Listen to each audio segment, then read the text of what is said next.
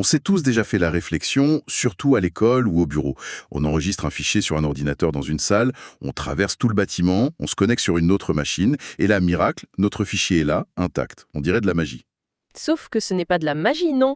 C'est juste un réseau bien pensé. Une infrastructure invisible, mais incroyablement logique. C'est justement cette infrastructure qu'on va explorer aujourd'hui. Si on l'accepte, c'est de comprendre ce qui se cache derrière des termes comme serveur, switch ou topologie en étoile. Et ce qui est passionnant, c'est qu'en suivant ce fil, on va voir que chaque appareil est comme un spécialiste, avec une mission unique. Il y a l'aiguilleur, le bibliothécaire, le garde du corps. C'est toute une organisation au service d'un simple clic. Alors, commençons par le commencement. Un élève s'assied devant son poste. Cet ordinateur fait partie d'un réseau. D'après nos sources, il existe deux grandes philosophies pour organiser ça. Poste à poste et client-serveur. Le collège, lui, a choisi le client-serveur. Pourquoi ce choix? Qu'est-ce que ça implique? Le poste à poste, ou pair à pair, c'est un peu comme un groupe d'amis qui s'échangent des fichiers directement. D'accord. C'est simple, décentralisé, chaque ordinateur est à la fois client et serveur. Ça fonctionne bien à petite échelle. Mais dans un collège avec des centaines d'élèves, ce serait un chaos total. Ah oui, j'imagine. Qui a la bonne version du fichier? Où est stocké le travail? Exactement. Qui a le droit de voir quoi? C'est ingérable. D'où l'intérêt du modèle client-serveur. J'imagine qu'il y a un chef d'orchestre. C'est ça. Dans ce modèle, on a des clients, les ordinateurs des élèves, et un ou plusieurs serveurs. Le serveur, c'est un ordinateur surpuissant, ultra fiable, qui centralise tout. Les fichiers, les logiciels et surtout la gestion des comptes. C'est le cerveau et la mémoire du réseau. Donc quand l'élève se connecte, il ne parle pas à son voisin, il parle directement au serveur. C'est ça. C'est beaucoup plus structuré, plus sécurisé et surtout bien plus facile à administrer. D'accord. Donc tous ces ordinateurs clients doivent être physiquement connectés les uns aux autres et au serveur, ce qu'ils appellent des topologies. On voit un cercle, une sorte de toile d'araignée et une étoile. Parlons du cercle, le réseau en anneaux. Alors là, c'est simple. On met les ordis en file indienne et le dernier, il redonne la main au premier. Ça forme une boucle, un anneau. L'information passe d'un ordinateur à l'autre jusqu'à sa destination. Attendez, ça me paraît complètement fou comme conception, non? Si un seul ordinateur ou un seul câble lâche, tout s'arrête, non? C'est exactement sa faiblesse critique. Vous mettez le doigt dessus. Le simple fait de débrancher un PC peut paralyser tout un service? Il devait bien y avoir un avantage quand même. L'avantage, à l'époque, c'était sa simplicité et un coût maîtrisé. Mais cette fragilité, c'était un problème majeur. C'est une chaîne, et si un maillon casse, tout est par terre. D'accord, donc l'anneau est trop fragile. Pour le rendre plus robuste, est-ce que la solution ne serait pas de tout connecter avec tout? Cette forme de toile d'araignée, le réseau maillé, ça doit être indestructible, non? Ah là, du coup, c'est blindé. Quasiment impossible à mettre en panne. Dans un réseau maillé complet, chaque ordinateur est directement connecté à tous les autres.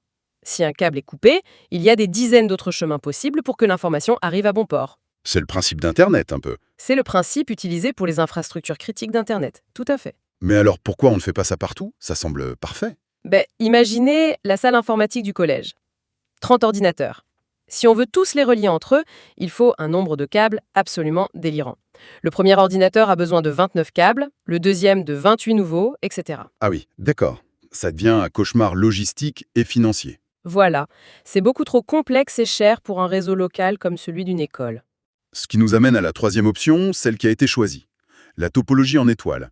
Tous les ordinateurs sont connectés à un appareil central. C'est la topologie qui a gagné la guerre en quelque sorte. Pas parce qu'elle est techniquement parfaite, mais parce qu'elle résout le plus gros problème du quotidien, la panne simple. C'est-à-dire, Dans une école, quelqu'un va forcément débrancher un câble par erreur ou un ordinateur va planter. Avec l'étoile, seules 7 personnes est déconnectée. Les 29 autres continuent de travailler comme si de rien n'était. C'est cette simplicité de gestion qui l'a rendue incontournable. ok, je vois. C'est le triomphe du pragmatisme. Alors, parlons de ce fameux point central de l'étoile. Les documents l'appellent le commutateur ou switch.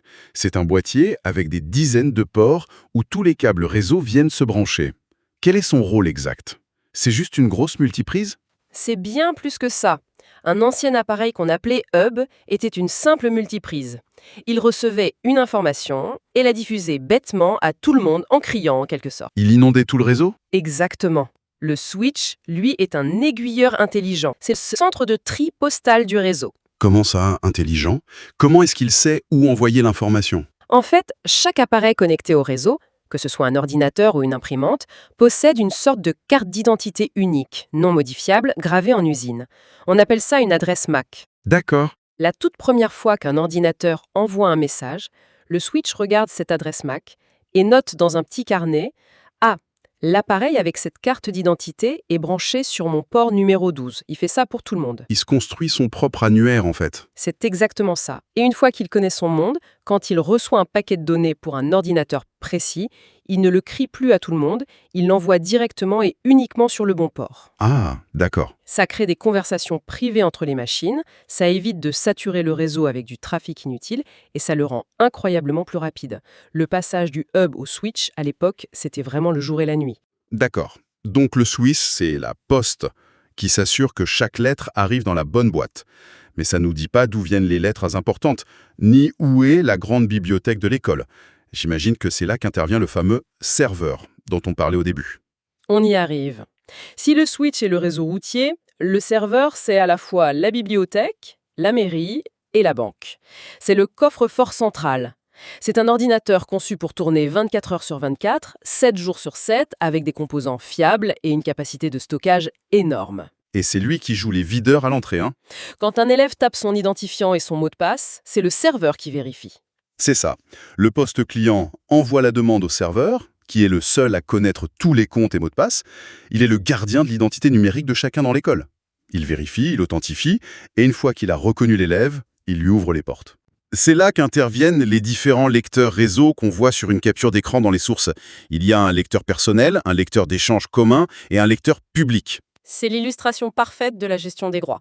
Le serveur ne se contente pas de dire « Ok, tu peux entrer », il dit « Ok, tu peux entrer, voici ton casier personnel, le lecteur personnel, où toi seul peux écrire. D'accord ? Voici la salle de travail de ta classe, le lecteur commun, où tu peux déposer et prendre des documents. Et voilà la bibliothèque, le lecteur public, où tu peux lire les ressources, mais tu ne peux pas les modifier. » C'est le serveur qui orchestre toute cette segmentation. Très clair. Donc, notre élève est connecté. Grâce au switch et au serveur, il a ouvert sa session et accède à son document. Maintenant, il veut faire une recherche sur Internet. Comment sa demande sort-elle du réseau du collège ? Alors là, on arrive à la frontière du réseau local. Pour aller sur Internet, il faut passer par 2 appareils spécialisés, le modem routeur et la passerelle. Commençons par le modem routeur. 2 noms, donc 2 fonctions. Exactement. Le modem est le traducteur. Les données de notre réseau ne parlent pas la même langue que celles qui circulent sur la ligne téléphonique ou la fibre. Le modem module et démodule le signal pour le rendre compatible. C'est lui qui gère la connexion physique avec l'extérieur. Et le routeur ? Le routeur, c'est le logisticien. Le réseau du collège a une seule adresse publique sur Internet, comme l'adresse postale du bâtiment. Mais à l'intérieur, il y a des centaines d'adresses privées. Quand un élève fait une recherche sur Google, le routeur prend sa demande, la met dans une enveloppe avec l'adresse de l'école et l'envoie.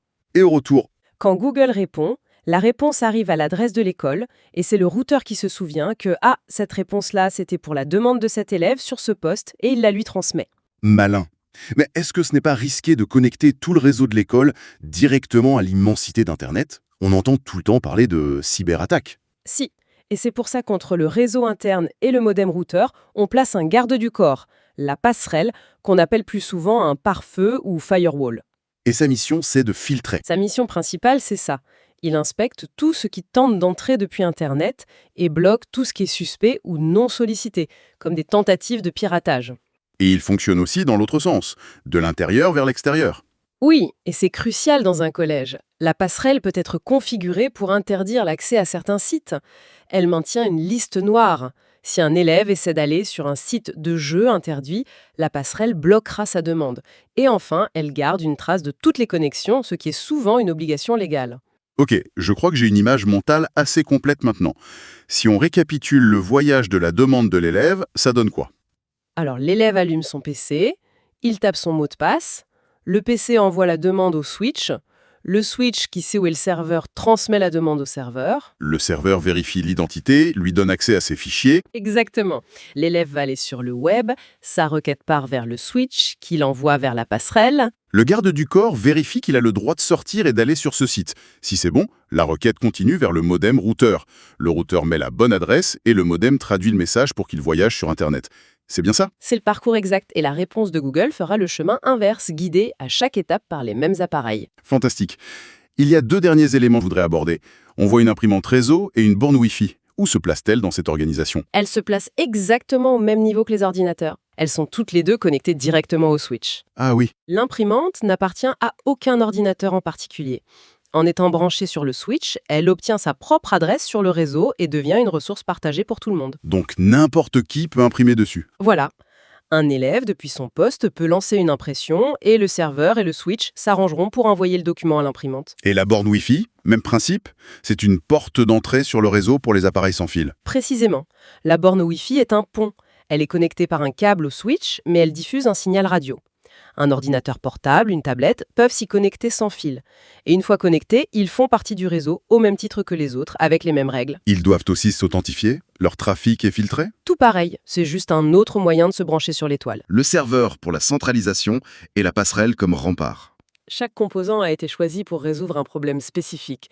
La panne, la congestion, la gestion des droits, la sécurité. Ce n'est pas une boîte noire magique.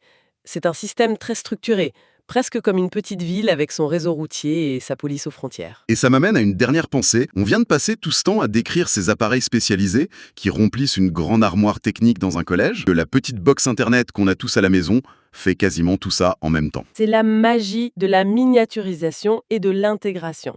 Votre box est à la fois un modem, un routeur, un switch avec généralement 4 ports, une borne Wi-Fi et parfois même un pare-feu et un petit serveur de fichiers si on y branche un disque dur. C'est fou, toute cette architecture complexe qu'on vient détailler, concentrée dans ce seul petit boîtier. Absolument. La question qu'on peut se poser alors, c'est, maintenant qu'on comprend la logique et les rôles de chaque pièce du puzzle, dans un grand réseau, quel regard nouveau est-ce qu'on porte sur ce petit boîtier clignotant qui trône dans nos salons? On réalise peut-être qu'il est bien plus qu'une simple prise pour avoir Internet. C'est le cœur d'un réseau personnel aussi complexe dans ses principes que celui d'un collège.